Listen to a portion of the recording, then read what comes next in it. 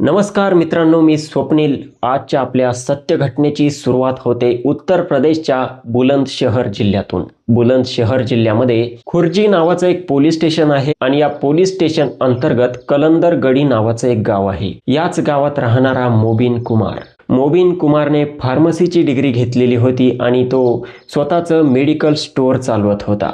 Medical स्टोअरमधून जो काही पैसा येत असायचा तो सर्व पैसा तो आपल्या घरातील वडिलांकडे देत असायचा. मोबिनच्या घरामध्ये मोबिनचे वडील जे असतात रियाजुद्दीन हेच मुख्य पुरुष होते. 55 वर्षीय रियाजुद्दीन स्वतः एक प्रॉपर्टी डीलर होते आणि त्यांचे स्वतःचे अनेक प्रकारचे व्यवसाय होते. या सर्व व्यवसायांमधून रियाजुद्दीनने भरपूर सारा पैसा कमवलेला होता आणि भरपूर सारी त्यांची इस्टेट होती. स्वतःचा 3 मजली बंगला होता आणि त्या बंगल्यामध्येच हा मोबिन रियाजुद्दीनची पत्नी आणि रियाजुद्दीनचे आणखी 2 मुलं होते, जो की लहान मुलगा दिल्लीमध्ये काम करत होता आणि एक मुलगी देखील होती. अशा प्रकारे हे अतिशय सुखी कुटुंब होतं, समृद्ध कुटुंब होतं. आता मोबिन रियाजुद्दीनचा सर्वात मोठा मुलगा असल्या कारणाने रियाजुद्दीन आणि त्याची पत्नी विचार करते की आपल्याला मोबिनचं लग्न करून दिलं पाहिजे आणि या मोबिनसाठी ते स्थळ शोधू लागतात. तर शेजारच्याच गावामधील एक मुलगी असते जिचं नाव असतं सना ही दिसायला अतिशय सुंदर असते. थंबनेलमध्ये आपण तिचा फोटो बघितलाच असेल. मोबिन जेव्हा या सनाकडे बघतो, मोबिनला सना खूप आवडते. मोबिन विचार करतो की आता हीच मुलगी आहे, आपल्यासोबत आयुष्य काढणार आहे, अगदी प्रेमाने राहणार आहे, पतीसोबत अगदी प्रामाणिक राहणार आहे. मोबिन सनाला पसंत करतो आणि जो रियाजुद्दीन असतो हा देखील सनाला पसंत करतो आपल्या मुलासाठी. मात्र मित्रांनो, ही जी सना असते ही अतिशय चरित्रहीन मुलगी असते. हिला पैशांचा, दागदागिन्यांचा अतिशय लोभ असतो आणि या लोभासाठी ही सना कोणत्याही थराला जाण्याच्या तयारीत असते आणि पुढे चालून ही सना खूप मोठा कांड घडवणार होती, जे की आपल्याला पुढे समजणारच आहे. तर अखेर 14 फेब्रुवारी 2025 रोजी मोबिन आणि सनाचे लग्न धूमधडाक्यात पार पडते. मोबिन सनाला घेऊन आपल्या घरी येतो. सना जेव्हा मोबिन सोबत लग्न करून घरी येते, ती जेव्हा स्वतःचं सासरचं घर बघते, तिचे डोळे पूर्णपणे फिरून जातात, कारण तिच्या सासरी भरपूर सारी प्रॉपर्टी होती आणि या सनाला देखील पैशांचा, दागदागिन्यांचा लोभ होता. तर हे सर्व बघून सना खूप खुश होते आणि ती विचार करते की आता माझ्या सर्व इच्छा अपेक्षा या ठिकाणी पूर्ण होतील. आणि अशा प्रकारे सना आणि मोबिन पती पत्नी बनून अगदी आनंदाने राहू लागतात. आता असेच दिवस जात होते. ही सना आपल्या पतीवरती मोबिनवरती प्रेम करत होती आणि मोबिन सनावरती खूप जास्त प्रेम करत होता. सना आणि मोबिन अगदी प्रेमाने आनंदाने राहू लागले. मोबिन हा सनाला भरपूर सारा वेळ देत असायचा आणि सकाळी 9 वाजता तो आपल्या मेडिकल स्टोअरवरती जाऊन बसत असायचा, तेथील कस्टमर करत असायचा. अशी दिनचर्या यांची सुरू होती. मोबिन आणि सनाच्या लग्नाला बस 3 ते 4 महिने झाले होते आणि या दरम्यान ही सना घरामध्ये नोटीस करत होती की या घरामध्ये कोणाचं किती चालतं. तेव्हा सनाने पूर्ण अभ्यास केला होता की या घराचा मुख्य पुरुष हा मोबिनचा बाप आहे, म्हणजे रियाजुद्दीन आहे. रियाजुद्दीन म्हणजे सनाचा सासरा आहे आणि त्याच्याकडेच भरपूर सारा पैसा आहे आणि जो काही पैसा येतो हा सर्व रियाजुद्दीनकडेच असतो. तर ही सना त्या रियाजसोबत अगदी प्रेमाने बोलू लागली होती. जरी तिचा सासरा होता त्याच्याकडे ती वेगळ्या नजरेने बघू लागली होती. याचं कारण असं होतं की सना जेव्हा मोबिनकडे काही गोष्टींची डिमांड करत असायची तेव्हा हा मोबिन बोलत असायचा की मी मेडिकल स्टोअर चालवून नक्कीच पैसा कमावतो, मात्र सर्व पैसा आम्ही आमच्या वडिलांकडे देत असतो. तुला कसलीही गरज पडली तर तू माझ्या वडिलांकडून मागवून घे. सनाला ही गोष्ट पटत नव्हती. तिला वाटायचे की या पैशांवरती वगैरे तिच्या पतीचा मोबिनचा हक्क असला पाहिजे, मात्र याच्यावरती हक्क तिचा सासरा दाखवत असतो आणि ही गोष्ट तिला न पटल्यामुळे तिच्या नजरेत हा मोबिन पूर्णपणे उतरला होता. कारण तिने मोबिनकडे कधी सोन्याचा हार मागितला, मोबिनने सांगितलं की माझे वडील रियाजकडून घे. सनाने त्याला कधी परफ्यूमची बॉटल सांगितली, कधी मेकअपचं सामान सांगितलं. सना जर त्याला बोलली की हॉटेलमध्ये जाऊन जेवण करू, तर मोबिन एकच गोष्ट बोलायचा, माझ्या वडिलांना रियाज यांना विचार. आता सनाला कळून चुकले, या घरामध्ये आपल्या सर्व इच्छा अपेक्षा, सर्व गरजा पूर्ण करायच्या असेल तर ह्या मोबिनच्या नादाला लागून मजा नाही, तर मला माझ्या सासऱ्यांनाच फसवावं लागेल. आता ही सना, जो रियाज असतो तिचा सासरा, याच्यासोबत अगदी प्रेमाने बोलू लागते. सकाळी त्याच्यासाठी सर्वात अगोदर नाश्ता घेऊन जात असायची आणि त्यानंतर पतीला देत असायची. सर्वात अगोदर ती सासऱ्यांची काळजी घेत असायची, त्यानंतर पतीची काळजी घेत असायची. असं करता करता जो रियाज होता याच्या मनामध्ये त्याच्या सुनेने घर करण्यास सुरुवात केली होती आणि रियाज देखील सणाकडे बघून अगदी आनंदून गेला होता. रियाज विचार करत होता की आपल्या पत्नीने देखील आजपर्यंत आपली इतकी काळजी घेतली नाही, इतकी काळजी आपली सून घेत आहे. रियाज सणावरती खूप खुश असायचा आणि या सणाने देखील आपला डाव टाकण्यास सुरुवात केली. आता ही सणा आपल्या सासऱ्याला रियाजला बोलते की मला सोन्याचा हार पाहिजे आहे. रियाज बोलतो बस एवढेच, चल माझ्या कारमध्ये बस, मी तुला सोन्याचा हार घेऊन देतो. आता ही सणा खुश होते, आपल्या सासऱ्याच्या कारमध्ये बसते आणि मार्केटमध्ये चालले जातात. तेथे तिचा सासरा त्याच्या हाताने ते हार तिच्या गळ्याला लावून बघतो. सणा आणखी खुश होते आणि तो हार पसंत करते. आता एवढं सर्व होत असताना जो रियाज होता मित्रांनो, या रियाजची नजर आपल्या सुनेवरती खराब होते. त्याची वृत्ती पूर्णपणे बदलते. तो विचार करत नाही की ही जी सणा आहे आपल्या मुलाची पत्नी आहे.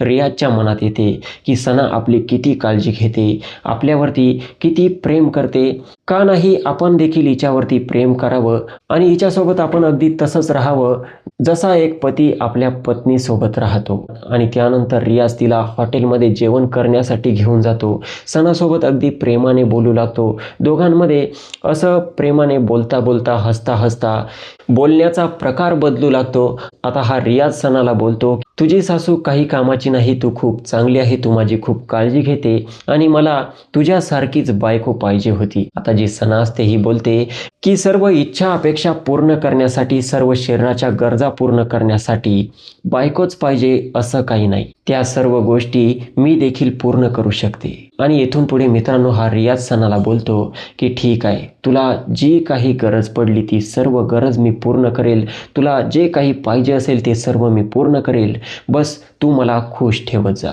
आणि सणा देखील आपल्या सासऱ्याला होकार दर्शवते आणि येथून पुढे रियाज आणि सणा यांच्यामध्ये वाईट काम करण्यास सुरुवात होते. मोबिन बिचारा तिकडे मेडिकल स्टोअर चालवत असायचा आणि तेथून जो काही इन्कम येत असायचा इकडे रियाजला आणून देत असायचा. आता या घरामध्ये अशा अश्लील गोष्टी सुरू झाल्या होत्या, अश्लील कांड सुरू झाले होते. एका पवित्र नात्याला अशा प्रकारे कलंकित करण्याचं काम सुरू झालं होतं.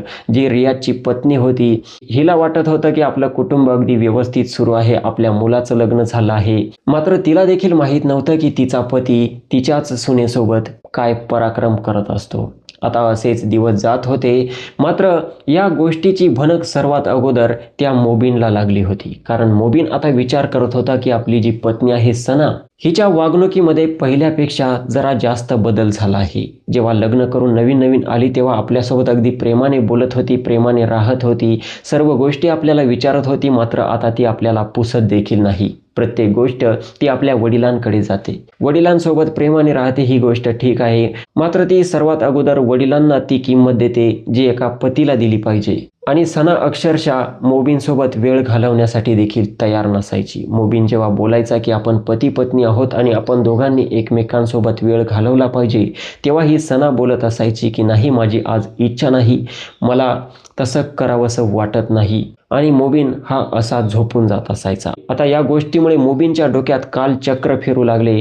त्याला कळत नव्हतं की आपली पत्नी ही आपल्यासोबत का वागत असावी आणि तो बघायचा की ती आपल्या वडिलांसोबत अगदी प्रेमाने राहते. तर मोबिन आता आपल्या पत्नीवरती आणि आपल्याच वडिलांवरती संशय घेऊ लागतो. मात्र त्याच्या डोक्यात फक्त संशय असतो, तो कोणालाही बोलू शकत नव्हता. मोबिन विचार करत होता की ही गोष्ट माझ्या डोक्यात कशी येत आहे आणि ही गोष्ट जेव्हा मी दुसऱ्यांसमोर बोलेल दुसरे लोक माझ्यावरती विश्वास ठेवतील का. त्यामुळे मोबिन हा आपल्या संशय आपल्या डोक्यात ठेवून आपल्या काम व्यवस्थित करत असायचा. मात्र जसे जसे दिवस जात होते तसे या सणाचे आणि रियाजचे हे प्रेम संबंध आणखी घनिष्ठ होत चालले होते. आता एकांतात जेव्हा घरामध्ये कोणी नसायचं तेव्हा सणा रियाजच्या रूममध्ये जात असायची, मात्र आता राजरोज ही रियाजच्या रूममध्ये जात असायची आणि कधी कधी 15-20 मिनिटानंतर वापस येत असायची. मोबिनला तर संशय आला होता. आता यानंतर संशय रियाजच्या पत्नीला येऊ लागला. रियाजच्या पत्नीला देखील वाटत असेल की आपला पती अगोदर आपल्यासोबत इतकी वेळ घालवत होता, अशा प्रकारे राहत होता, मात्र तो आता आपल्याकडे बघत देखील नाही आणि ती देखील याचा छडा लावण्याचा प्रयत्न करते. तर ती बघते तिची जी सून आहे सना, ही नेहमीच आपल्या पतीच्या रूममध्ये जात असते, आपल्या पतीच्या पुढं पुढं करत असते आणि आपला पती देखील तिच्यासोबत वेगळ्याच नजरेने बघत असतो, वेगळ्याच दृष्टीने गप्पा गोष्टी करत असतो. तर तिला देखील हा संशय येऊ लागतो आणि एक दिवस मोबिनची आई मोबिनला या गोष्टीबद्दल बोलतेच. ती मोबिनला बोलते की मला तुझ्या बायकोचे चालचलन काही ठीक वाटत नाही. ती सारखीच तुझ्या वडिलांच्या रूममध्ये जात असते, त्यांच्यासोबत वेगळ्या दृष्टीने बोलत असते. मोबिनच्या देखील डोक्यात ही गोष्ट होती, मात्र मोबिन आपल्या आईला बोलतो की आई तू काहीही बोलत आहे, सना असं करणार नाही आणि सनाने केलं तरी माझे जे वडील आहे रियाज हे असं वागणार नाही, तू हा विचार सोडून दे. मोबिनची आई बोलते की मी बस तुला सावध केलं, बाकी तुझं तू बघून घे. आणि अशा प्रकारे मोबिन बोलून आपल्या मेडिकल स्टोअरमध्ये निघून जातो. मात्र त्याला अगोदर संशय होता आणि आता त्याची आई देखील असं बोलते म्हणून मोबिनच्या डोक्यात आणखी चक्र फिरू लागतात आणि मोबिन सतत हाच विचार करत असतो की खरंच आपल्या वडिलांचे आणि आपल्या पत्नीचे संबंध असतील का, आणि जर हे संबंध असतील तर हे संबंध कसे पकडले पाहिजे. आता असेच दिवस जात होते. मोबिन बघत होता की त्याचे वडील हे कामानिमित्त बाहेर जात असतात आणि त्याची पत्नी ही मोबाईलवरती चॅटिंग करत असते, कॉलिंगवरती बोलत असते. तर मोबिनला असा संशय येऊ लागतो की जेव्हा वडील बाहेर जातात तेव्हा त्याची पत्नी त्याच्याच वडिलांसोबत अश्लील प्रकारे बोलते, अश्लील प्रकारे चॅटिंग करते. बस त्याने दूरवरून बघितले होते, मात्र जेव्हा तो आपल्या पत्नीचा मोबाईल चेक करू लागतो त्याला काही मिळत नाही, कारण सना ही चॅटिंग केल्यानंतर पूर्ण चॅटिंग कॉल हिस्ट्री डिलीट करून टाकत असायची. आता मोबिनच्या डोक्यात जो संशय आला होता त्याला तो संशय खरा जाणवू लागतो आणि हा मोबिन एक लॅपटॉप घेतो आणि त्या लॅपटॉपला सनाचा मोबाईल कनेक्ट करून घेतो आणि ही गोष्ट सनाला देखील कळत नाही. आता मोबिन आपलं लॅपटॉप घेऊन मेडिकल स्टोअरमध्ये जाऊन बसत असायचा आणि इकडे जी सना होती, रियाज कधी बाहेर गेला की सना अगदी प्रियकराप्रमाणे या रियाजसोबत चॅटिंगवरती बोलत असायची, व्हॉट्सॲपवरती, मेसेजिंगवरती. कधी कधी यांच्यामध्ये कॉल व्हायचा तर कॉल तासन तास सुरू असायचा आणि चॅटिंग अगदी अश्लील व्हायची आणि सर्व चॅटिंग इकडे मोबिन स्वतःच्या लॅपटॉपवरती वाचत होता. आता जेव्हा तो चॅटिंग वाचू लागला तेव्हा या मोबिनला भयंकर राग येऊ लागला आणि रागापेक्षा जास्त त्याला दुःख होऊ लागलं, कारण एका बाजूला त्याची पत्नी होती काल आलेली आणि दुसऱ्या बाजूला त्याचा बाप होता ज्याने त्याला जन्म दिला. तोच बाप त्याला अशा प्रकारे फसवत होता.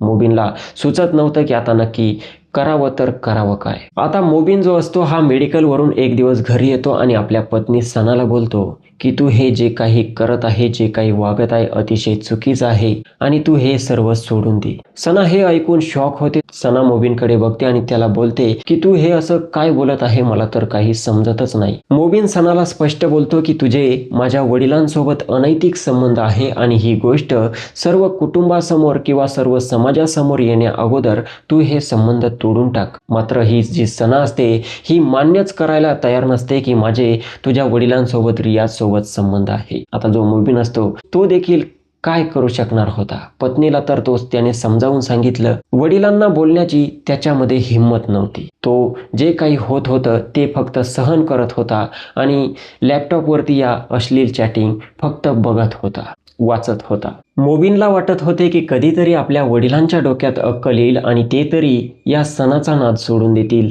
किंवा त्याची पत्नी सुधारेल आणि ती वडिलांचा नाद सोडून देईल. मात्र यांचं हे प्रकरण थांबलं नाही. यांच्या अश्लील चॅटिंग, अश्लील बोलणं आणि घरामध्ये कोणी नसताना दोघांनी एका रूममध्ये येणं, कधी कधी दोघांनी एकत्र फिरायला जाणं यांचं बंद झालं नाही आणि मोबिनच्या डोक्यात राग हा वाढत गेला आणि अखेर मोबिन हा आपल्या संपूर्ण कुटुंबातील व्यक्तींना सांगून टाकतो की हे जे वडील आहे हे फार वाईट काम करत आहे, सणासोबत यांचे अनैतिक संबंध आहे आणि या अनैतिक गोष्टी या कुटुंबामध्ये सुरू आहे. जेव्हा मोबिनचे आई, भाऊ, बहीण ही गोष्ट ऐकतात, सर्व त्याला अगोदर बोलतात की तू हे काय बोलत आहे. मात्र मुबीन बोलतो की माझ्यावरती विश्वास ठेवू नका, बस तुम्ही त्यांच्यावरती लक्ष ठेवा, एक दिवस तुम्हाला हे नक्कीच रंगे हात सापडतील. तर सर्व कुटुंब हे प्लॅन बनवतं. रियाज आणि सनाला सांगतात की आम्ही सर्व बाहेर चाललो आहे. रियाज आणि सना खूप खुश होतात, कारण ते बाहेर गेल्यानंतर घर यांना पूर्णपणे मोकळं होणार होतं. रियाज बोलतो की ठीक आहे, बिंदास्त जा, तुम्हाला पैसे पाहिजे असतील तर पैसे घ्या आणि लगेच जा. सर्व कुटुंब हे घराच्या बाहेर पडतं. लगभग 20 ते 25 मिनिट गेल्यानंतर संपूर्ण कुटुंब दब्या पावलांनी त्या घरामध्ये प्रवेश करतं. तर सर्वजण जेव्हा येऊन बघतात, जी सना असते ही रियाजच्या बेडरूममध्ये असते आणि त्यांच्या रूममध्ये त्यांचं वाईट काम सुरू असतं. आता जेव्हा मुबीन तो दरवाजा कसा तरी तोडून टाकतो, सर्व कुटुंब आतमध्ये जाऊन बघतं. जो रियाज असतो आणि जी सना असते दोघेही आक्षेपार्ह अवस्थेमध्ये संपूर्ण कुटुंबाला दिसून येतात. आता आणखी काय बाकी होतं, सर्व कुटुंब त्या रियाजला बोलू लागतं आणि त्या सनाला देखील हा मुबीन खूप शिव्या घालत असतो. आणि मुबीन बोलतो की तुला मी अगोदर वॉर्निंग दिली होती, सुधारण्याचा चान्स दिला होता, मात्र तू सुधारली नाही. मला सर्व गोष्टी माहीत होत्या, बस मला रंगे हात तुला पकडायचं होतं आणि संपूर्ण कुटुंबाला ही गोष्ट मला सांगावी लागली. आता तू या घरामध्ये राहण्याच्या लायकीची राहिली नाही. आता मी तुला तुझ्या माहेरी नेऊन सोडतो आणि मला तुझ्याकडून डायव्हॉर्स पाहिजे आहे. जी सना असते ही मुबीनला बोलत असते की मला माफ करा, येथून पुढे मी असं करणार नाही. मात्र मुबीन हा केव्हापर्यंत हे सहन करत राहणार. मुबीन आपल्या पत्नीला घेतो, माहेरी घेऊन जातो आणि माहेरच्या त्याच्या सासू सासऱ्यांना देखील सांगतो की तुमची मुलगी सना ही कोणत्या लेवलची मुलगी आहे. ही माझ्या घरात राहून माझ्याच वडिलांसोबत असे काम करत आहे. जे सनाचे आई वडील असतात हे देखील शर्मेने खाली मान घालतात. मात्र ते आपल्या जावयाला बोलतात, एवढ्या वेळी मुलगी चुकली असेल, तिला माफ करा. मुबीन त्यांचं ऐकत नाही आणि तिला माहेरी सोडून आपल्या घरी येतो. घरी आल्यानंतर मात्र घरात येऊन देखील त्याचे वडिलांसोबत आता वाद होऊ लागले होते. ज्या मुलाने वडिलांकडे कधी वर नजर करून बघितले नव्हते, त्या मुलाच्या नजरेत बाप पूर्णपणे उतरला होता आणि तो बापाला तोंडात येईल ते बोलू लागला होता, कारण त्याचा बाप देखील त्याच वृत्तीचा होता. रियाज आणि मुबीनमध्ये प्रचंड वादविवाद होऊ लागले. संपूर्ण कुटुंब हे वादविवाद सोडवते. जो रियाज असतो हा आपल्या मुलाला मुबीनला बोलतो की येथून मग जे काही झालं त्यामध्ये माझी चूक होती, मी मान्य करतो. मात्र तुझ्या लग्नाला अजून वर्ष देखील झालेलं नाही आणि तू सनाला माहेरी सोडला आहे आणि तिला घटस्फोट देण्याची बात करत आहे. ही गोष्ट योग्य वाटत नाही. समाज आपल्याला खूप नावे ठेवेल, समाज आपल्याला वेगळ्या नजरेने बघेल. त्यामुळे तू एक चान्स दे, माझ्या सुनेला येथे घेऊन ये आणि येथून पुढे मी तिच्या संपर्कात येणार नाही, मी तुला गॅरंटी देतो. मुबीनला त्याचं कुटुंबीय, त्याची आई, त्याचे भाऊ बहीण देखील समजावून सांगतात आणि त्यानंतर मुबीन या सर्व गोष्टी विसरण्यासाठी तयार होतो. तो विचार करतो की आपलीच पत्नी होती आणि आपलेच वडील होते, एक चान्स द्यायला काही हरकत नाही, जर काही चांगलं होत असेल तर. मुबीन पुन्हा आपल्या सासूरवाडीला जातो आणि आपल्या सासू सासऱ्यांना बोलतो की ठीक आहे, मी एक वेळ माफ करण्यासाठी तयार आहे, बस हिने येथून पुढे माझ्यासोबत प्रामाणिक राहावं. त्याचे सासू सासरे देखील त्याला ग्वाही देतात की आमची मुलगी तुमच्यासोबत अगदी प्रेमाने प्रामाणिक राहील. आणि अशा प्रकारे जी सना असते ही देखील मुबीनची माफी मागते. मुबीनला बोलते की माझ्याकडून चूक झाली, येथून पुढे असं होणार नाही. मुबीन सर्व विसरतो, आपल्या पत्नीला प्रेमाने घेतो आणि आपल्या घरी घेऊन येतो. आता सना पुन्हा आपल्या सासरी आली होती आणि अगदी आनंदाने राहू लागली होती. मात्र यावेळी संपूर्ण कुटुंबाची नजर ही सनावरती असायची आणि इकडे रियाजवरती देखील असायची. आता सना सासरी आल्यानंतर काही दिवस गेले, मात्र जित्याची खोड मेल्याशिवाय जात नाही असं म्हणतात. जी सनाला पतीची सोडून सासऱ्याची लत लागली होती, ही लत काही सुटण्यासारखी नव्हती. वाईट कामाची सवय एकदा लागली की हे वाईट काम करणं माणूस सहजासहजी सोडत नाही. जो रियाज होता हा चोरून आपल्या सुनेला सनाला बघत असायचा आणि सना देखील अगदी बेचैन होत होती आपल्या सासऱ्याकडे बघून. शेवटी दोघांनाही राहवलं नाही आणि दोघांनीही पुन्हा व्हॉट्सॲपवरती चॅटिंग सुरू केलं आणि ही चॅटिंग मुबीन तिकडे मेडिकल स्टोअरमध्ये बसून आपल्या लॅपटॉपवरती पुन्हा वाचू लागला. आता जेव्हा याच्या पुन्हा ही गोष्ट लक्षात येऊ लागली, मुबीनचं डोकं मात्र खूप ठणकलं. संध्याकाळी हा मोबिन जेव्हा घरी आला तेव्हा आपल्या पत्नीला बोलला की सर्व काही ठीक झालं होतं, मात्र तू पुन्हा चॅटिंग करण्यास का सुरुवात केली. आता इतके दिवस सणाला देखील माहीत नव्हतं की आपली अश्लील चॅटिंग आपला पती बघत असतो. आता सणाला कळू लागते की यांनी नक्कीच आपला मोबाईल वगैरे हॅक केला असेल. सणा बोलते की नाही, मी बस सहज मेसेज केला होता. आणि तेथून पुढे हा मोबिन असतो हा सणावरती आणखी भडकू लागतो, सणासोबत वाद घालू लागतो. मात्र बोलते यावेळी चूक झाली, आता मी चॅटिंग देखील करणार नाही आणि कॉलिंग देखील करणार नाही. असेच दिवस जात होते. 10 मे 2026चा दिवस होता. जी सणा होती ही अगोदरच प्रेग्नेंट झालेली होती आणि 10 मे 2026 रोजी तिचे पोट दुखू लागते. तिला हॉस्पिटलमध्ये घेऊन जाण्यात येते आणि डॉक्टर सांगतात की हिची डिलिव्हरी करावी लागेल. तिची डिलिव्हरी केली जाते आणि सणा एका बाळाला जन्म देते. 6 दिवसानंतर 16 मे 2026 रोजी तिला हॉस्पिटलमधून डिस्चार्ज मिळतो. ती आपल्या बाळाला घेऊन आपल्या घरी येते. घरी आल्यानंतर सर्व आनंदाचं वातावरण असतं. सर्व लोक खुश होते. रियाज खुश होता, सणा खुश होती, रियाजची पत्नी खुश होती, रियाजचे बाकीचे मुलं खुश होते. मात्र रियाजचा जो मोठा मुलगा होता मोबिन हा अजिबात खुश नव्हता. त्या मुलाकडे, त्या बाळाकडे बघून मोबिनला असं वाटत होतं की हे बाळ माझं नाहीच आहे, तर हे बाळ माझ्या वडिलांचं आहे. त्या बाळाकडे हा जसा बघायचा त्याच्या डोक्यामध्ये आणखी राग यायचा आणि तो आणखी भडकायचा. आपल्या कुटुंबाला बोलू लागला की हे बाळ माझं नाही आहे, हे बाळ माझ्या वडिलांपासून सणाला झालं आहे. आणि एवढं सर्व होत असताना या मोबिनने आपल्या सासू सासऱ्यांना देखील कॉल केला आणि त्यांना देखील घरी बोलावून घेतलं. ते घरी आले आणि त्यांना देखील हा मोबिन सांगत होता की हे बाळ माझं नाही तर माझ्या वडिलांचं आहे आणि तुमचा जावई मी नाही तर हा रियाज आहे. आता हे भांडण ते त्या ठिकाणी इतकं भयंकर वाढलं. आता त्या ठिकाणी भयंकर वाद निर्माण झाले. यांचे वाद अगदी विकोपाला गेले. त्या ठिकाणी पंचायत बसवण्यात आली. हे प्रकरण संपूर्ण गावभर पसरू लागले. सर्व लोक त्या ठिकाणी आले आणि सर्व लोक रियाजला समजून सांगू लागले आणि इकडे मोबिनला समजून सांगू लागले. दोघांनाही शांत केलं आणि हे प्रकरण कसं बसं मिटलं. मात्र जो मोबिनच्या मनात आपल्या वडिलांबद्दल आणि पत्नीबद्दल राग होता तो अजून देखील गेला नव्हता. आणि या गोष्टीचा राग हा मोबिनच्या आईला म्हणजे रियाजच्या पत्नीला देखील भयंकर येत असायचा. सर्व कुटुंबीय रियाजच्या विरुद्ध गेलं होतं. कुटुंबातील सर्व लोक या रियाजला बोलत होते की या घरामध्ये तुम्हाला अशा अनैतिक गोष्टी करायच्या असतील तर तुम्ही या घरामध्ये राहू नका. रियाज आता कुटुंबाला बोलत होता की हे जे काही घर आहे, जी काही प्रॉपर्टी आहे, ही सर्व मी माझ्या कष्टावरती कमवली आहे आणि या घरामध्ये ही सणा आणि मी राहील. तुम्हाला जायचे असेल तर तुम्ही जाऊ शकता. इतक्यापर्यंत हे वाद जाऊन पोहोचले होते आणि इतक्यापर्यंत हे अनैतिक संबंध सर्वांच्या समोर आले होते. आता जे निर्लज्ज होते हे आणखी निर्लज्ज बनले होते आणि राजरोजपणे ही सणा या रियाजला आपला पती मानू लागली होती आणि त्याच्यासोबत आपल्या पती समोर त्याच्या रूममध्ये वाईट काम करू लागली होती. इतका भयंकर प्रकार या कुटुंबात सुरू झाला होता. जो रियाज होता मित्रांनो, हा एक प्रकारे आपल्या संपूर्ण कुटुंबाला चॅलेंज करत होता की या घरामध्ये मी सणासोबत अगदी पतीप्रमाणे राहील, सणा माझी पत्नी बनून राहील, आमच्या दोघांमध्ये अनैतिक संबंध राहतील, आम्हाला वाटेल ते आम्ही या घरात करू, तुम्हाला सहन करावं लागेल, जर सहन होत नसेल तर तुम्ही सर्व या घरातून जाऊ शकता.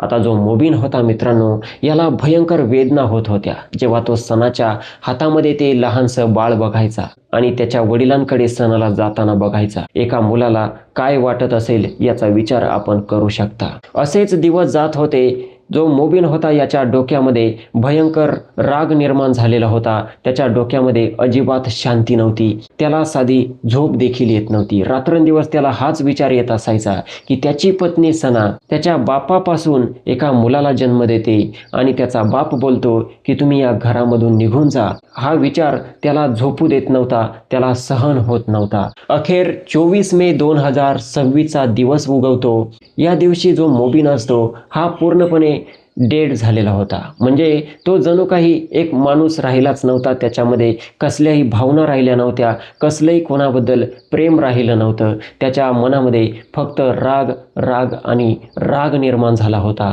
24 मे 2026च्या दिवशी असंच या मोबिनला त्याची पत्नी तिच्या बाळाला घेऊन खेळताना दिसली. अगदी त्याच्या बापाजवळ बसून. तर तर मोबिनने एवढ्या दिवसांपासून त्याच्या मनात जे वादळ सुरू होतं, या वादळाला शांत करण्याचं ठरवलं. त्याला त्याच्या नजरेसमोर त्याचे वडील रियाज जेव्हा हसताना दिसले, तेव्हा मोबिनने कसलाही विचार केला नाही. आपल्या खिशामधून रिव्हॉल्वर काढली आणि ती रिव्हॉल्वर आपल्या बापाच्या डोक्यावरती ताणली. रियाजकडे बघून मोबिन बोलला की हेच ते डोकं आहे. या डोक्यात एका सुनेबद्दल वाईट विचार आले होते आणि धाडकान गोळी चालवली. रियाज जागीच कोसळला. रियाजचा गेम त्या ठिकाणी ओव्हर झाला. तितक्यात त्या ठिकाणी सना पळत आली, ओरडू लागली आणि त्यानंतर हा मोबिन तीच रिव्हॉल्वर सनावरती ताणली आणि सनाच्या छातीवरती नेम धरला. सनाला बोलला, हेच ते हृदय आहे ज्या हृदयात एका पतीचं स्थान आहे, ते स्थान तू सासऱ्याला दिलं. आणि मोबिनने पुन्हा एक गोळी झाडली. ती गोळी सरळ सनाच्या छातीत जाऊन अडकली. सना घायाळ झाली आणि एवढं करून झाल्यानंतर त्या ठिकाणी पळापळ झाली. कुटुंब सर्व त्या ठिकाणी धावपळ करू लागलं. रियाजला बघितलं, रियाज जागेवरती खतम झाला होता. इकडे जी सना होती, हिचा श्वास सुरू होता. हिला तातडीने हॉस्पिटलमध्ये घेऊन जाण्यात आलं, मात्र तोपर्यंत उशीर झाला होता. सनाने देखील दम तोडला होता. एवढं सर्व करून झाल्यानंतर मित्रांनो, जो मोबिन होता याने स्वतः पोलीस स्टेशनमध्ये संपर्क केला आणि घडलेला सर्व प्रकार सांगितला. पोलिसांना सांगितले की मी असं असं केलं आहे, मला घरी येऊन अटक करा. पोलीस घटनास्थळी दाखल झाले आणि मृतदेह ताब्यात घेऊन त्यांना पोस्टमॉर्टमसाठी पाठवण्यात आलं. इकडे मोबिनला अटक करण्यात आली आणि जेव्हा सर्व कुटुंबाचे जबाब नोंदवण्यात आले, तेव्हा सनाचे आईवडील काहीतरी वेगळं बोलत होते. ते बोलत होते की आमच्या जावयाला फक्त संशय होता, आमची मुलगी तशी नव्हती. मात्र इकडे रियाची जी पत्नी होती, ही पोलिसांना सांगत होती की माझा पतीचं आणि सुनेचं अनैतिक संबंध होते. पोलिसांनी सर्व जबाब नोंदवून घेतले. मोबिनला अटक केली आणि मोबिनला जेव्हा विचारलं की तुला काही बोलायचं आहे का, मोबिन बस एकच बोलला की मी हे खून केले आणि या खुनाचा मला कसलाही पश्चाताप नाही. मला तुम्ही जी शिक्षा द्याल ती शिक्षा भोगण्यासाठी मी तयार आहे. अखेर मोबिनने कायदा हातात घेतल्यामुळे पोलिसांनी त्याच्या विरुद्ध चार्जशीट तयार केली. आता येणारं भविष्य ठरवेल की कोर्ट मोबिनला कोणती शिक्षा सुनावते. बाकी मित्रांनो, या घटनेदरम्यान मोबिनने आपल्या पत्नीसोबत आणि आपल्या वडिलांसोबत जे केले ते योग्य होते की अयोग्य होते, आपले मत कमेंट सेक्शनमध्ये नक्की मांडू शकता. व्हिडिओ आवडला असेल तर लाईक करू शकता. बाकी या व्हिडिओचा माझा उद्देश कोणाच्याही भावना दुखावणे, कोणाला बदनाम करणे, अश्लीलतेचा प्रसार करणे नाही, तर आपणास जागरूक करणे आहे. समाजामध्ये अशा घटना घडत आहे, त्यामुळे प्रत्येकाने सजग आणि सावध राहणे ही काळाची गरज बनली आहे. सावध रहा, सतर्क रहा. आज पुरते एवढेच. पुन्हा भेटूया नवीन एपिसोडमध्ये. तोपर्यंत नमस्कार.